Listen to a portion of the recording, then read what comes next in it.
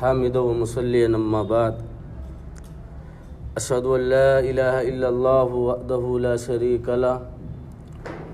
واشهد ان محمدا عبدہ ورسولہ صلی اللہ تعالی علیہ وآلہ وسلم قال النبی صلی اللہ تعالی علیہ وآلہ وسلم کل امتی يدخلون الجنة الا من ابى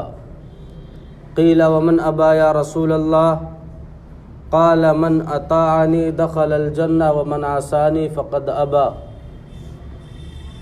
رواہ البخاری فی کتاب الاعتصام بالسنہ۔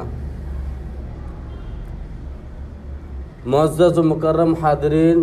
آپ کے سامنے صحیح بخاری کتاب الاعتصام کی ایک روایت پیش کی گئی جس کے راوی حضرت سیدنا ابو ہریرہ رضی اللہ تعالی عنہ ہیں۔ پہ رسول صلی اللہ علیہ وسلم نے اس حدیث کے اندر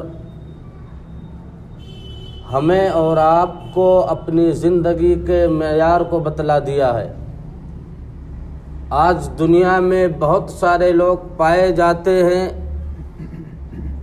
اور بلکہ یہ کہا جائے کہ مسلمانوں کی اکثریت یہ پائی جاتی ہے جو رسول اللہ صلی اللہ علیہ وسلم کو تو مانتے ہیں، رسول کو ماننے میں ہر کوئی برابر ہے، لیکن رسول کی ماننے میں ہر کوئی برابر نہیں ہے۔ پہ رسول صلی اللہ علیہ وسلم نے فرمایا کل امتی يدخلون الجنة الا من ابى، کہ میری امت کے سارے لوگ جنت میں جائیں گے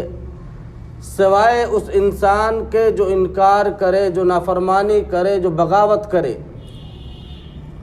آپ صلی اللہ علیہ وسلم سے سوال کیا گیا کہ اللہ کے رسول، وہ کون سا شخص ہے جو آپ کی اطاعت سے، آپ کی باتوں کو ماننے سے انکار کرے؟ پہ رسول صلی اللہ علیہ وسلم نے کسی کا نام نہیں لیا، بلکہ آپ صلی اللہ علیہ وسلم نے ایک معیار بتلا دیا۔ آپ نے کہا من اطاعنی دخل الجنہ ومن عصانی فقد ابى، جو انسان میری اطاعت کرے گا، جو انسان میرے باتوں کو مانے گا، وہ انسان جنت میں جائے گا،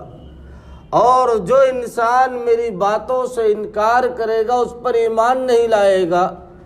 اس کے مطابق اپنے آپ کو ڈھالنے کی کوشش نہیں کرے گا، وہ انسان انکار کرنے والا ہے، اور ایسا انسان جہنم کے اندر جائے گا۔ تو لہذا ضرورت اس بات کی ہے کہ ہم لوگ رسول اللہ صلی اللہ علیہ وسلم کی باتوں کو ماننے والے بنیں، آپ صلی اللہ علیہ وسلم کو ماننے والے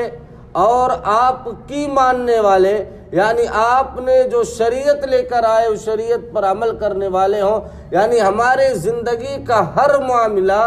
اللہ کے رسول صلی اللہ علیہ وسلم کے طریقے کے مطابق ہونا چاہیے۔ ہم اٹھے بھی تو رسول کے طریقے کے مطابق، ہم بیٹھے بھی تو رسول کے طریقے کے مطابق، اگر ہم چلے بھی تو رسول اللہ صلی اللہ علیہ وسلم کے طریقے کے مطابق ہونی چاہیے۔ اللہ رب العالمین سے دعا ہے کہ بار الہ تو ہم تمام لوگوں کو رسول اللہ صلی اللہ علیہ وسلم کا پکا اور سچا اطاعت گزار اور فرما بردار بنا۔ آمین۔ تقبل یا رب العالمین، وآخر دعوانا ان الحمدللہ رب العالمین۔